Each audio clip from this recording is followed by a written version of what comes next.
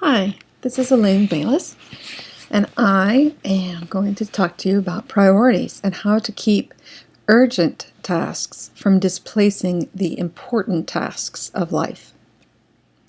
We're going to start out with the Cubby Square. This is taken straight from the 7 Habits of Highly Effective People by Stephen Covey. And I find this to be a great tool. I use this as a primary organizing tool. I don't actually use this in my daily organization because this isn't something that works with my style. Some people use this for daily work, which is great. What I find is this is a good tool to start with because it gives you a lot of clarity around what you're doing. So that's what I like to do, is start out with this. And you'll see there's 2 columns. There's urgent and not urgent, and 2 rows, important and not important. And we're going to get into exactly what those mean in the context of this particular tool. So, urgent versus important. What is urgent? An urgent task is anything that has a deadline. It's something that demands immediate attention. A task can be urgent and important, or it can be urgent and not important. What is important? An important task is anything that contributes to a long-term goal. And long-term goals are individual.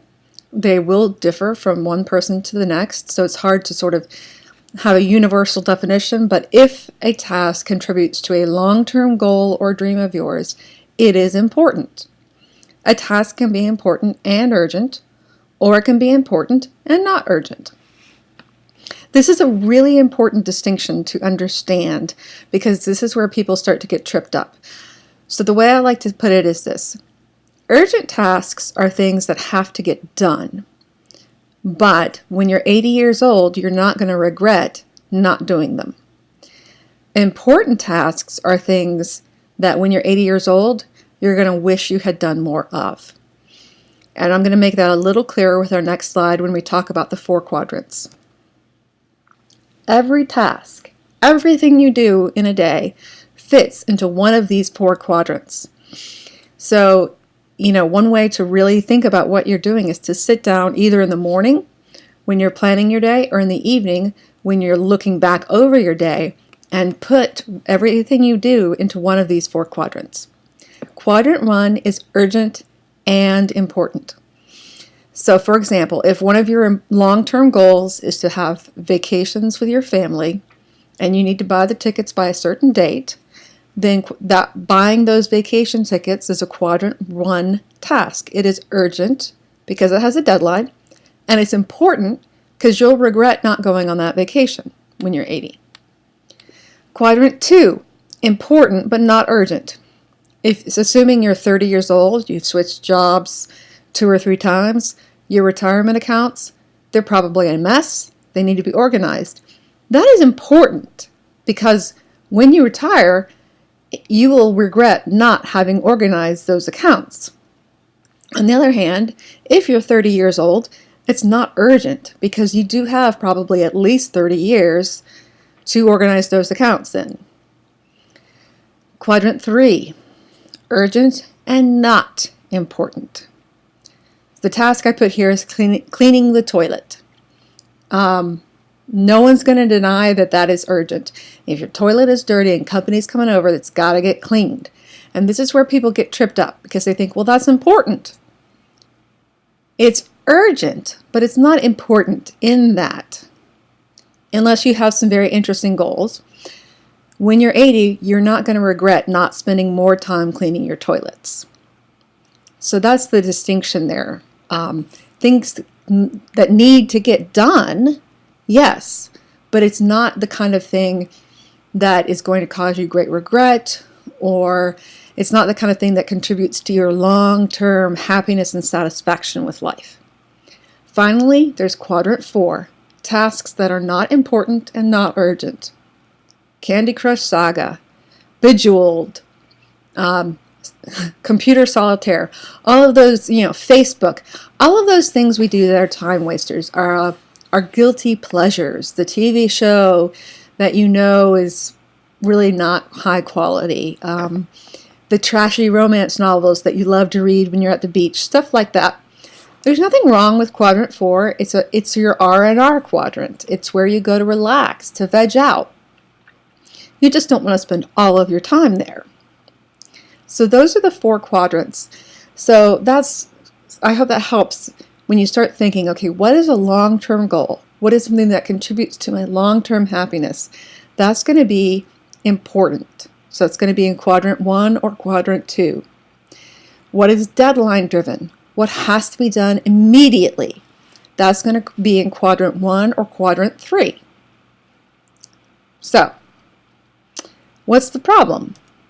Well, the problem is, if we go back here, quadrant 3, which is urgent but not important, steals time from quadrant 2, which is important but not urgent. And then you find yourself not organizing your retirement accounts, and not organizing your retirement accounts, and not organizing your retirement accounts, and suddenly it's urgent. And why does that happen? Why does quadrant 3, urgent, displace quadrant 2, important? I see 2 reasons. And the first one is that urgent tasks demand attention.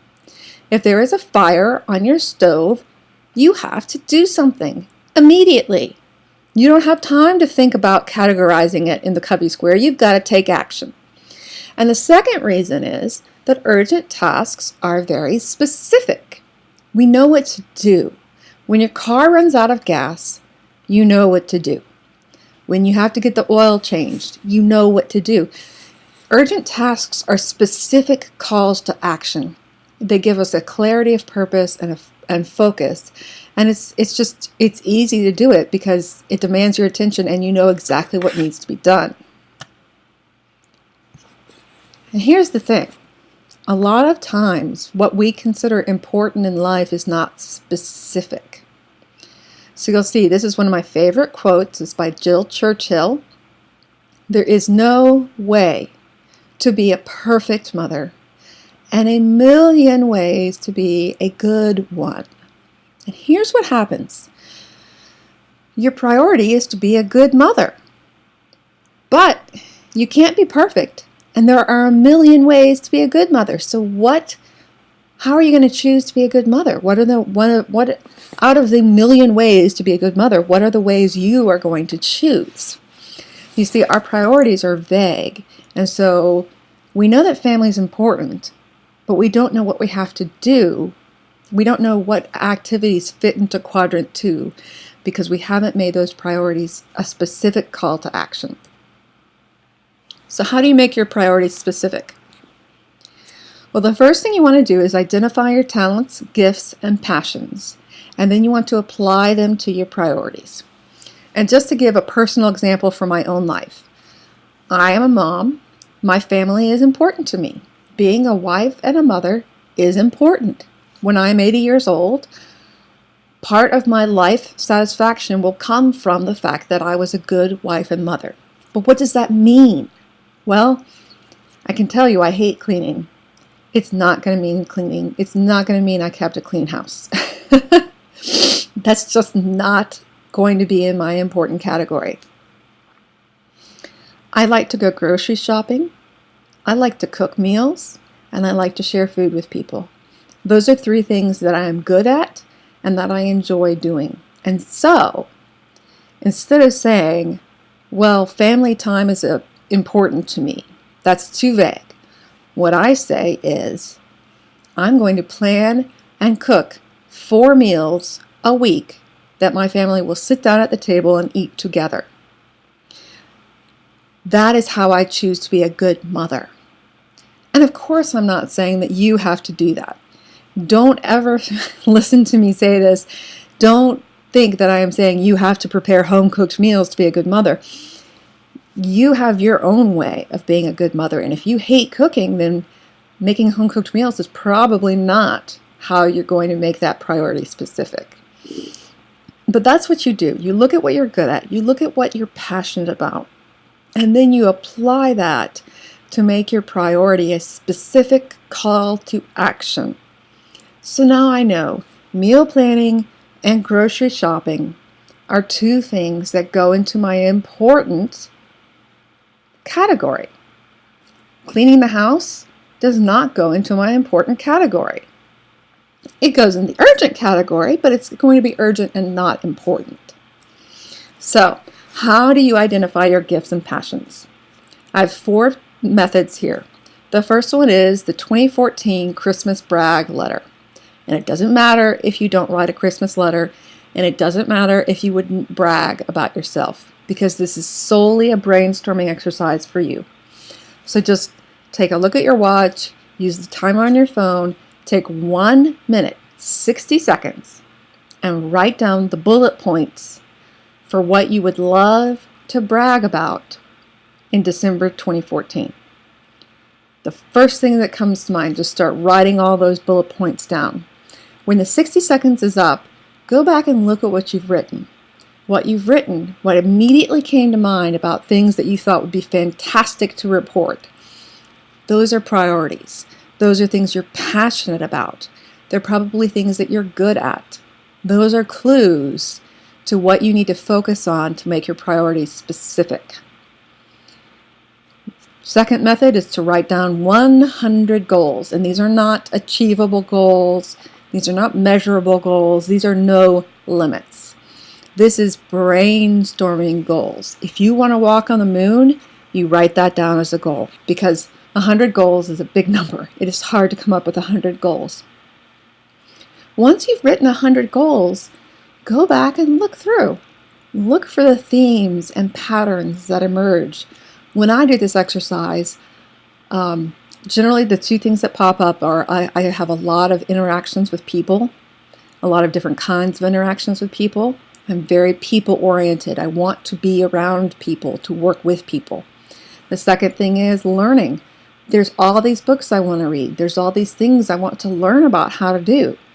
Those are 2 really important things. You might notice that out of 100 goals, 30 of them relate to traveling somewhere.